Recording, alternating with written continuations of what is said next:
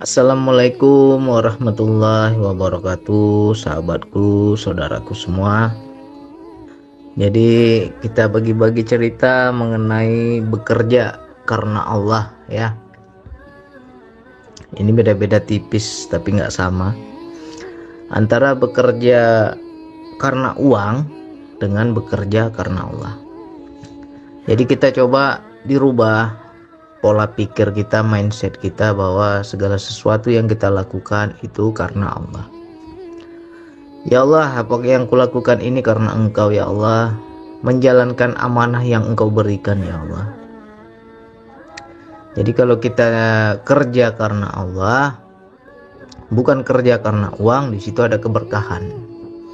Karena kalau kita kerja karena uang, di situ nanti ada kesombongan ya.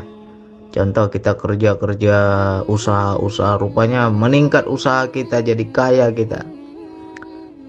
Karena di situ tidak ada Allahnya, di situ kita merasa aku kaya ini karena aku usahaku, karena kerja kerasku. Ya. Kita akan beranggapan aku bukan Allah. Jadi segala sesuatu itu harus kita bawa Allahnya. Aku bekerja karena Engkau ya Allah. Semoga setiap tetes keringat yang keluar dari diriku ini menjadi berkah ya. Jadi kalau kita bekerja karena Allah, kita nggak mikirin uang. Dapat sedikit syukur, dapat banyak juga syukur ya. Coba dirubah. Jadi apapun dalam kehidupan kita, apa saja bentuk pekerjaan kita, jangan pikirkan uangnya. Lakukan saja semampu kita, sebisa kita. Apa sih kemampuan kita? Disitulah letak rezeki ya. Kan beda-beda. Ada orang mampu berdagang, pandai berdagang, akhirnya dia berdagang. Disitulah rezekinya. Ada orang nggak pandai berdagang, tetapi dia nggak mau, dia istilahnya usaha sendiri, bisnis sakit kepala. Dia pikirkan banyak kali ini tetek bengeknya ini, lebih enak aku kerja aja sama orang, siap kerja tiap bulan dapat gaji. Ya itu juga berarti rezekinya di situ ya. Ada orang yang nggak mau pusing dengan pikiran, akhirnya dia kerjanya hanya dengan otot, dengan tenaga ya. Disitulah letak rezekinya. Jadi segala sesuatu itu kan tergantung apa yang Allah berikan. Coba kita ingat-ingat, jangan dianggap kita ini semua karena usaha kita. Kita ingat-ingatlah, apa yang kita bisa itu di situ ada perbuatan Allah ya. Allah bilang apa? Kamilah yang membentuk kamu di dalam rahim. Makna dibentuk ini luas itu maknanya. Karakter, kepintaran kita, akal kita, pola pikir kita, kecerdasan kita itu beda-beda setiap orang ya. Jadi kalau ada yang pintar ya jangan merasa pintar, Allah yang bentuk itu ya. Kenapa bang ada yang bodoh, ada yang pintar? Ya kan beda-beda. Ada yang pintar tapi tenaganya lembek, nggak kuat, nggak bisa dia main otot, tapi dia main otak.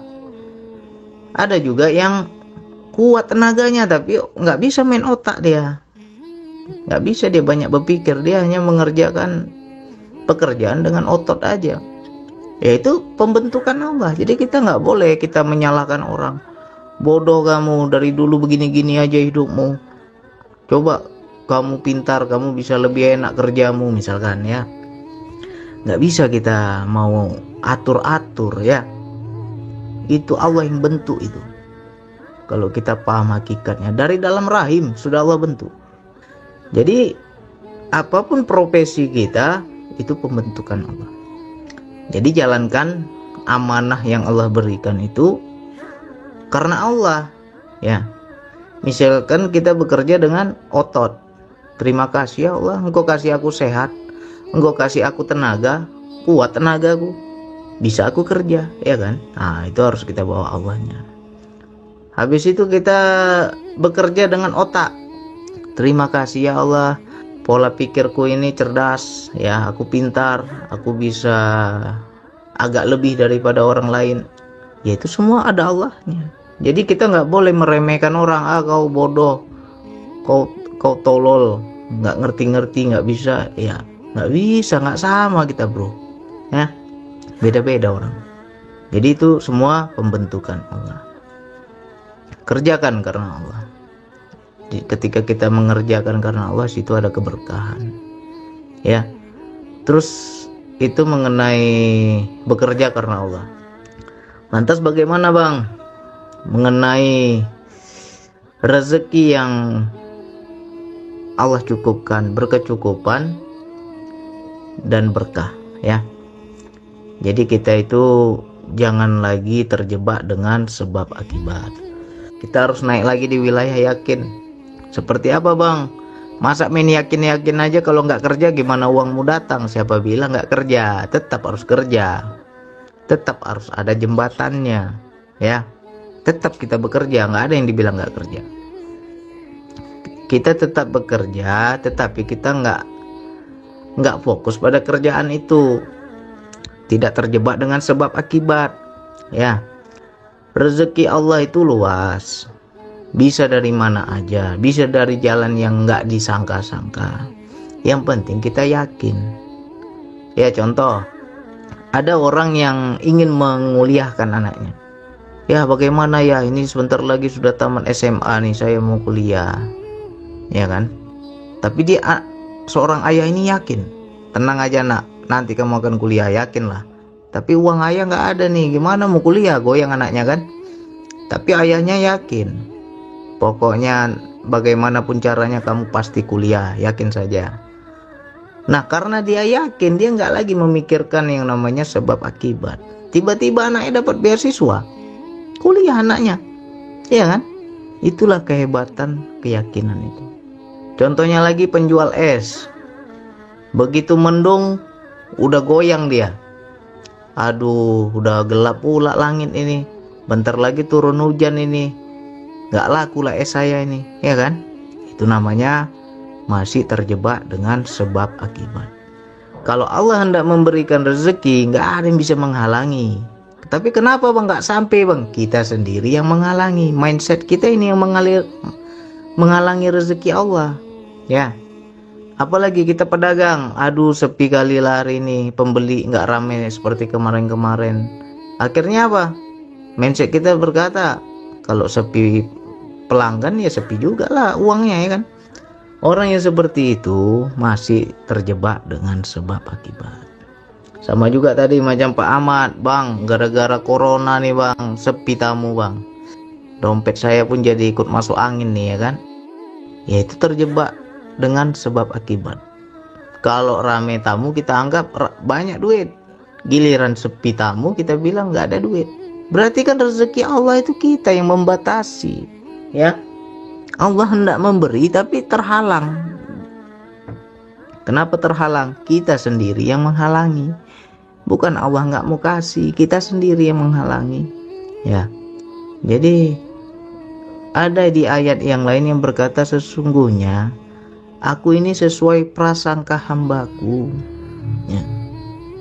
Itu diteliti sama orang luar itu, makanya ada ilmu the law of attraction, tarik menarik, ya. Hukum tarik menarik. Jadi apa yang kita pikirkan itu yang terjadi. Sebenarnya itu dari Islam, dari Al-Quran, ya. Ketika orang luar sana, orang bukan Islam yang menjelaskan sebuah ilmu the law of attraction, semua orang belajar. Padahal di Al-Quran sudah ada tuh, tapi nggak pernah kita mau belajar. Sesungguhnya aku ini sesuai prasangka hambaku, ya. Kalau kita sudah prasangka, aku yakin ya Allah nanti ada aja rezekinya. Mau sepi pelanggan, mau nggak sepi pelanggan, pokoknya aku butuh duit sekian, insya Allah ada. Masa hamba, ya. Allah bilang, aku sesuai prasangka hambaku. Ketika hambanya sudah yakin, masa Allah mengecewakan hambanya?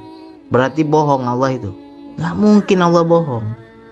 Tapi kenapa bang nggak terbukti? Yakin kita goyang, ragu-ragu yakin kita, ya. Jadi itu yang harus kita pahami. Sebenarnya mengenai rezeki ini kalau kita kupas panjang. Satu, bekerjalah karena Allah. Yang kedua, kita tingkatkan di wilayah yakin, jangan lagi terjebak sebab akibat. Tapi bang, saya udah yakin bang, gak datang-datang juga rezekinya. Itu bisa kita pancing. Rezeki itu bisa kita pancing. Istilahnya nego. Ya, harus nego dengan Allah itu. Sudah yakin gak datang juga, ya nego kita. Luaskan wadah yang saya bilang kemarin. Ayo kita luaskan wadah kita. Ya, luaskan wadah, atau istilahnya bernazar. Ya Allah, percayakanlah aku dengan rezekimu ya Allah. Kalau engkau kasih, ini sudah ada yang menunggu ya Allah, aku hendak salurkan kepada si fulan. Cari dulu orang-orang yang butuh di sekeliling kita. Niat kita, aku ingin membantu ya Allah, susah dia ya Allah, kasihan aku lihat dia ya Allah, aku kurang, dia lebih kurang lagi. Mudahkanlah aku ya Allah agar aku bisa menolong dia, membantu dia. Itu namanya nego. Turun itu rezeki itu. Ya. Coba apapun usahanya, apapun dagangnya, apapun bisnisnya, kita belajar melepas yang namanya sebab akibat. Kalau kita bilang tunggu pembeli ramai baru ada uang, itu berarti sebab akibat. Tapi kalau kita anggap mau pembeli rame nggak rame, aku yakin tokoku laku, ya kan? Daganganku laris, daganganku pasti habis terjual. Main di situ aja kita yakin tuh mindset kita. Ya, coba itu dibuktikan. Jadi kalau dibilang bang, tunggu berapa lama bang baru bisa saya ke makom yakin itu, ya tunggu sering-sering buktikan lah. Makanya ini ekstrim. Bagaimana kita mau membuktikan uang kita nggak habis-habis, ya kan? Uang kita banyak terus, berarti kan nggak pernah butuh. Yang begini-begini tunggu nggak ada uang baru dapat ilmu yakin ini. Udah nggak ada uang, udah kepepet, udah betul-betul nggak tahu lagi, minta tolong sama Allah, baru Allah tolong.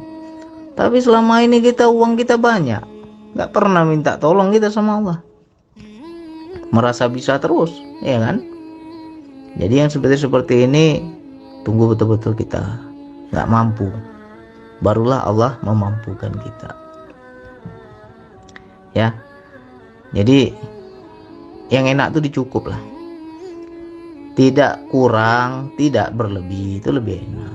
Kalau berlebih pun kalau bisa jangan kita istilahnya berlebih tapi nggak terarah, harus terarah. Kalau Allah kasih lebih, berlebih uang kita, berlebih harta kita, terarah lah. Luaskan wadah. Ya, misalkan bulan ini rezeki kita lebih nih, kita bantu 3 orang misalkan. Kalau besok dikasih lebih lagi, ya tingkatkan lagi berapa orang kita bantu dalam tiap bulan itu. Ya, kita cari coba dulu dari orang-orang terdekat, dari orang tua kita, dari adik-adik kita, dari tante kita. Pokoknya keluarga-keluarga terdekat dulu yang kita harus perhatikan. Jangan pula kita tiap hari kita sedekah anak yatim, sedekah fakir miskin. Adik kandung miskin aja nggak mau dibantu, ya kan? Adik kandung kita sendiri susah, nggak mau kita tolong. Ya itu udah salah, itu nggak tepat sasaran. Ya, jadi pertama bekerja karena Allah, di situ ada keberkahan. Yang kedua, lepaskan atau buanglah yang dibilang sebab akibat. Kita nggak main lagi di sebab akibat, tapi di wilayah yakin. Dan yang ketiga, luaskan wadah. Ya, kalau kita meluaskan wadah itu berkah, karena Allah akan percaya, si fulan ini aku kasih rezeki bukan untuk dia sendiri, tapi dia bagi-bagi untuk orang yang butuh. Itu Allah akan percaya. Dikasih lagi nanti. Ya. Jadi kalau dibilang, kenapa bang udah sekian tahun aku ini kok susah terus, minus terus, rezekiku kok nggak berkah terus? Nah, karena kita nggak paham. Kita bekerja merasa bisa sendiri, kita nggak bawa Allahnya. Itu satu. Yang kedua, kita bekerja masih di wilayah sebab akibat, ya, terhalang juga rezeki itu. Gara-gara turun hujan, nggak laku lah es cendol saya ini, hujan pula. Itu masih sebab akibat itu. Apalagi penyebab selanjutnya, wadah kita nggak ada, ya, harus ada wadah. Luaskan wadah kita, jangan kalau sedikit aja untuk apa. Allah seolah-olah gini lah, ya, ya Allah kasihlah aku air yang sejuk, yang nikmat, tapi wadah kita cuma gelas, ya untuk diri kita aja berarti. Tapi kalau kita minta sama Allah, kita bawa ember, berarti kan bisa kita bagi-bagi. Gak mungkin Allah memberikan air itu sebanyak ember, wadahnya cuma gelas, ya, logikanya begitulah. Untuk apa aku kasih banyak-banyak, luber nanti, sia-sia. Tapi kalau wadahmu besar, baru ku kasih, ku tuang lagi nih, kata Allah. Ya, coba 3 hal itu kita lakukan dalam kehidupan, ya. Yang pertama, kita bekerja karena Allah. Ya Allah, bisa aku hanya dagang tempe, ya Allah, yang lain-lain aku nggak bisa, ya Allah. Amanah, jalankan karena Allah. Berarti Allah memberi kemampuan di situ. Lakukan dengan sukacita, ya. Habis itu yang kedua, jangan pikirkan, aduh ini nggak laku ini. Kalau laku berarti banyak duit. Laku nggak laku, yakin aja duit ada, ya. Itu yang kedua. Yang ketiga, ketika kita mendapat keuntungan dari dagangan kita, cari siapa yang butuh, salurkan. Ya Allah, pada rezeki yang aku terima bukan untukku saja, ya Allah. Aku yakin ada hak orang lain. Dan di sekelilingku si A yang nampaknya yang lebih butuh, ya Allah. Salurkan tiap bulan. Kalau itu kita continue, berkah, yakin saya. Berkah, nggak usah minta-minta lagi sama Allah. Allah udah tahu kok, langsung Allah kasih. Yang penting kita bisa dipercaya, ya. Buktikan dalam hidup. Insya Allah itu nggak ada yang namanya, aduh bang kering bang, dompetku masuk angin bang, nggak ada itu. Karena apa? Kita sendiri yang menghalangi. Mindset kita harus berubah, ya. Sesungguhnya aku sesuai prasangka hambaku, kata Allah, ya. Kalau kita prasangkanya nggak laku gara-gara hujan, nggak laku, di mana duitmu datang, ya. Mudah-mudahan nih teman-teman bisa buktikan lah. Saya udah sering saya buktikan, makanya semakin yakin. Oke, hanya itu yang bisa saya sampaikan. Wassalamualaikum warahmatullahi wabarakatuh.